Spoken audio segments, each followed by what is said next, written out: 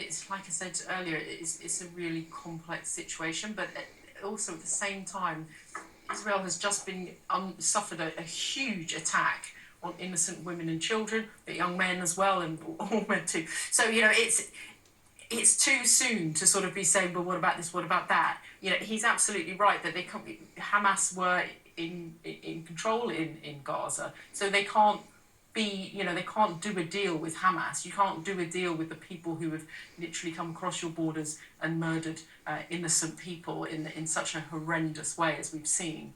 So yeah, he's absolutely right.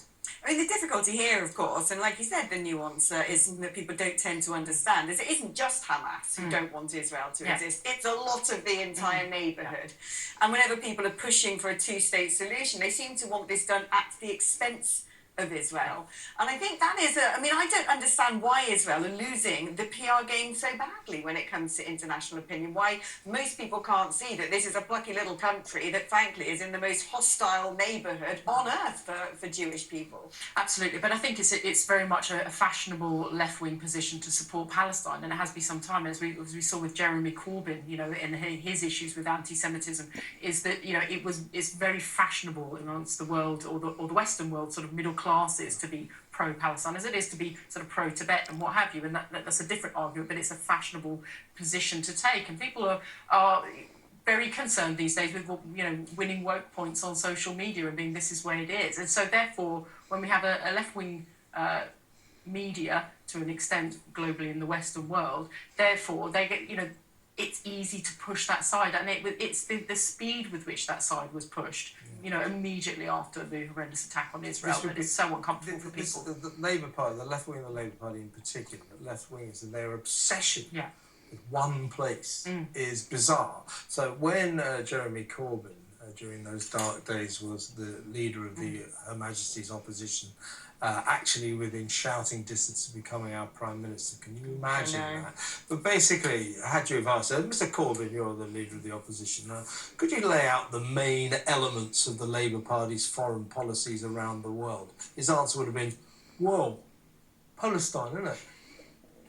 That's it. Yeah. It's the only thing they ever talk about is Palestine, Corbyn and his lot. And it's a strange affiliation. I assume it's to do with the fact that Israel is seen as America's poodle in the Middle East.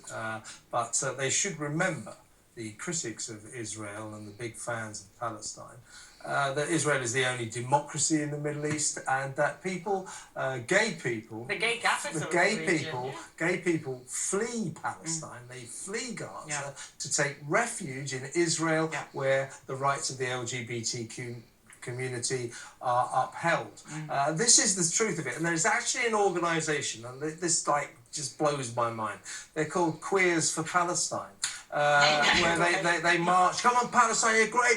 Well, Queers for Palestine, why don't you go out to Gaza, see how you go. Go to Palestine, see how you get on. They'll chop your head off and chuck you off a multi-storey car park. It's like turkeys for Christmas. Yeah, exactly right. It's absurd, bizarre. It is. But I think the thing is with this argument, as we were saying about sort of it's a fashionable middle class argument, and because the Israel issue is very much centred around these horrendous sort of negative stereotypes, the anti-Semitic stereotypes about sort of the who runs the media and the wealth. It's sort of they see it as connected with capitalism, so it's therefore very fashionable to be anti-Semitic. Unfortunately, if you're a sort of middle class kind of woke person who wants to show off those sort of credentials, and I think that's why they back Palestine so strongly, because they believe that conspiracy theory. But this is why it actually matters when people do say things that are shockingly outrageous, and when